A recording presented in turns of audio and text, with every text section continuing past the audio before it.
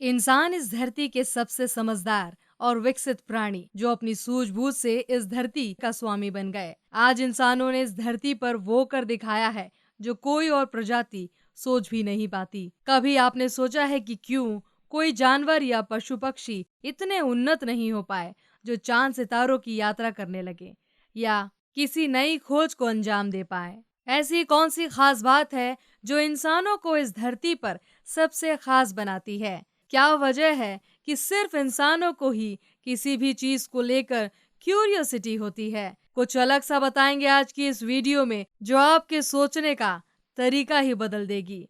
अपने वजूद को और भी गहराई से सोचने पर मजबूर हो जाएंगे। तो जल्दी से करते हैं वीडियो की शुरुआत और जानते हैं इंसान के बारे में वो बातें जो आपने अब तक नहीं सोची होंगी।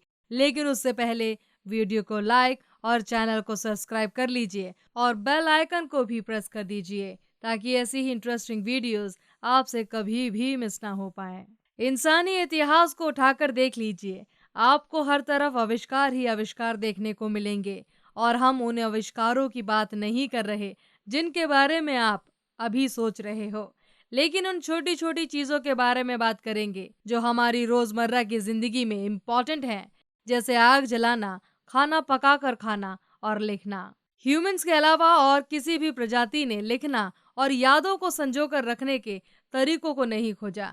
लेकिन क्या आपके दिमाग में ये सवाल नहीं आता कि कैसे एक सेल ने इतना विकास कर लिया कि आज उसने इंसान की शक्ल ले ली? क्योंकि अगर आपने डार्विन्स की थ्योरी ऑफ एवोल्यूशन पढ़ी होगी तो उसमें बताया गया है कि कैसे एक छोटे से सेल से पहले पानी में रहने वाले जीव की उत्पत्ति हुई, फिर स्तनधारी जमीन पर आए और फिर उनमें से ही विकसित होते हुए कुछ बंदर बने और जो सरवाइव कर गए वो आदि मानव बने और उन्हीं आदि मानवों का विकास हुआ और विकसित होते होते आज के इंसान में बदल गए।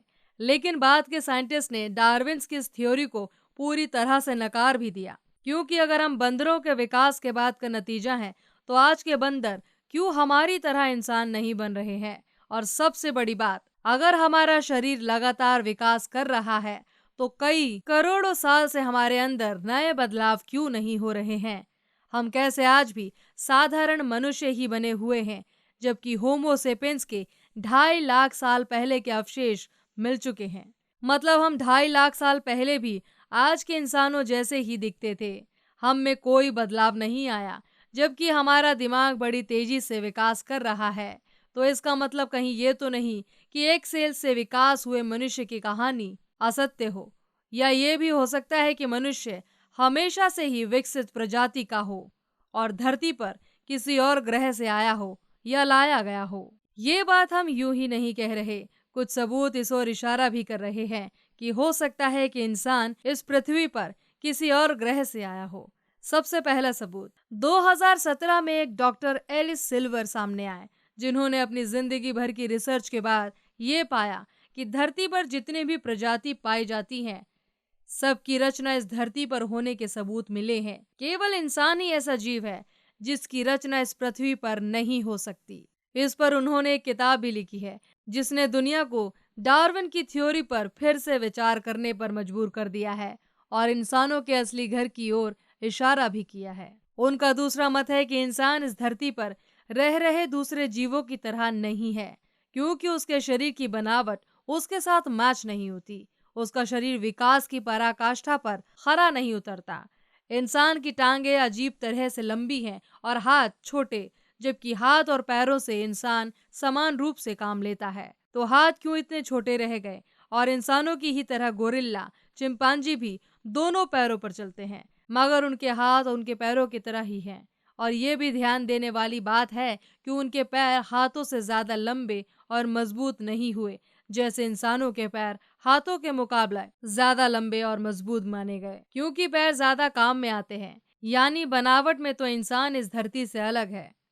इसी क्रम में डॉक्टर सिल्वर अपनी किताब में बताते हैं कि जो भी जीव इस धरती पर 4 पैरों वाला है वो कई लाख सालों से 4 पैरों पर ही है। लेकिन इंसानों ने अपने 4 पैर होने के बाद भी 2 पैरों पर ही चलना क्यों शुरू किया, जबकि 4 पैर होने से हम और तेज दौड़ सकते थे? फिर 2 पैरों पर धीमा दौड़ने का ये कैसा विकास है? इसका मतलब है कि इसमें कोई सच्चाई नहीं है कि इंसान पहले बंदर हुआ करते थे, बात केवल हमारे हाथ पैरों के एक समान संतुलित ना होने की नहीं है। इंसान की शुरुआत माँ के गर्भ से होती है और माँ को अपने बच्चे पैदा करने में जितनी तकलीफ होती है वो असहनीय होती है। और केवल माँ ही नहीं, बच्चे को भी जन्म लेने के उस दौर में बड़ी कठिनाई का सामना करना पड़ता है। जब ह्यूमंस ने अपनी सारी जटिलताओं से लड़कर उनको अपने अनुकूल बनाया है, फिर गर्भाशय जन्म देने के अनुकूल क्यों नहीं हो पाया, वो भी इतने लाखों समय बाद भी? क्योंकि ह्यूमंस ने इस धरती पर खुद को हर मौसम, तापमान और भूगोलीय दृष्टि से खुद को संवारा है। फिर उसके लिए जन्म लेना आज भी जीवन मरण का खेल क्यों बना हुआ है? कहा जाता है कि होमो सेपियंस पहले जंगल में रहा करते थे, लेकिन अगर होमो सेपियंस जंगल में रहा करते थे तो इस धरती के तापमान और जलवायु को सहने की क्षमता इंसानों में क्यों कभी नहीं रही? दूसरे जानवरों या जीवों की तरह ये सब इंसान क्यों नहीं सह पाते? जब जंगल में अंधेरा होता होगा तब होमो सेपियंस कैसे गुजारा करते होंगे?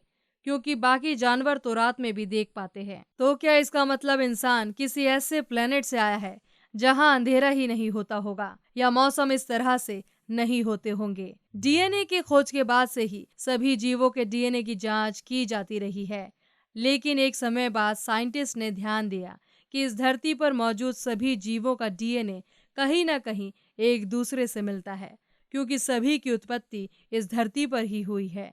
लेकिन जब ह्यूमंस के डीएनए की जांच की गई तो करीब 200 ऐसे जीन्स पाए गए जो इस धरती के किसी भी जीव से मेल नहीं खाते। अगर इंसान की उत्पत्ति भी इसी ग्रह पर हुई है तो उसके डीएनए में अलग जीन्स कहाँ से आए? क्या मानव इस ग्रह का नहीं है? क्या मानव कहीं और से आए और यहाँ इस धरती पर बस गए? क्या मानव इसलिए सबसे ज्यादा बुद्धिमान है क्योंकि वो किसी उन्नत सभ्यता वाले ग्रह से यहाँ आया है?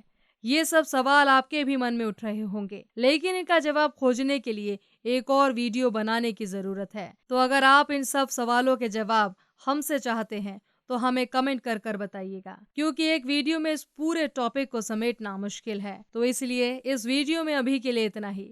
वीडियो पसंद आया हो तो लाइक करें। ऐसे ही वीडियोस आगे भी देखते रहने के लिए चैनल को सब्सक्राइब करके बेल आइकन को भी प्रेस कर दीजिए। मिलते हैं अगली वीडियो में। Bye bye.